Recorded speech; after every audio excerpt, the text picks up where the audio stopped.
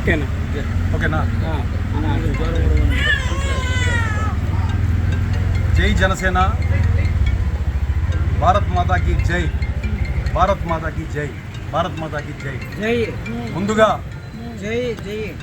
మోడీ గారికి ఆంధ్రప్రదేశ్ తరఫున, మా కూటమి ప్రభుత్వం తరఫున, మా ఎమ్మెల్యే గారి తరఫున, మా పవన్ కళ్యాణ్ గారి తరఫున, అందరి తరఫున కృతజ్ఞత తెలుపుకున్నాను. ఎందుకంటే నిన్న జరిగిన ఆపరేషన్ సింధూర్ గ్రాండ్ సక్సెస్ అయింది. మన ఇండియాలో మహిళలు కుంకుమ పొట్టు చెడిపిన ఆ పాకిస్తాన్ టెర్రరిస్టుల్ని మోదీ గారు వేటాడి తరిమి కొట్టి వాళ్ళని చంపడం నిజంగా చాలా ఆనందదాయకం. ఈరోజు ఇండియా మొత్తం చాలా గర్వంగా ఉంది. ఈరోజు ఇండియాలో పుట్టినందుకు ప్రతి భారతీయుడు గర్వపడే రోజు ఈరోజు. ఎందుకంటే దొంగచాటుగా ఉగ్రవాదులు వచ్చి అమానుషంగా అమాయకులు చంపడం అనేది అదేదో గొప్ప విషయంలాగా వాళ్ళు మతం పేరు చెప్పి మరి చంపారు. మన ఆడపడుచుల్ని వాళ్ళ భర్తలను చంపి, వాళ్ళని చంపకుండా భర్తలను చంపి ఎంత ఘోరం అంటే అది విన్నప్పటి నుంచి మన కడుపులో తెలియని బాధ.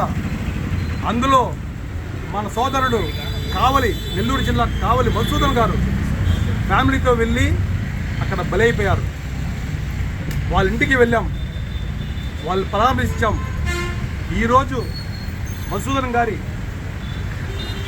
పెద్దకరం అంటారు కదా, శుభ స్వీకరణ ఈరోజు జరుగుతుంది అక్కడ కావలిలో. పవన్ కళ్యాణ్ గారు, మా జనసేన అధినేత పవన్ కళ్యాణ్ గారు మధుసూదన్ వాళ్ళ ఫ్యామిలీకి 50 లక్షల రూపాయలు విరాళం ఇస్తూ, అది విరాళం అవ్వకూడదు, ఒక అమౌంట్ ఇస్తూ, అది ఇవ్వడం కూడా ఆయన చెప్పడము ఒక ప్రాణం ఖరీదు కాదు, ఇది ఒక ప్రాణం ఖరీదు కాదు అని బాధపడ్డారు. కనీసం పిల్లల చదువుల కన్నా కొంచెం ఊతం వస్తుందని చెప్పారు పవన్ కళ్యాణ్ గారు. పవన్ కళ్యాణ్ గారు, మీకు నా శతకోటి వందనాలు. ఎందుకంటే మీలాంటి వ్యక్తి కింద మేము పనిచేయడం నిజంగా మాకు గర్వకారణం.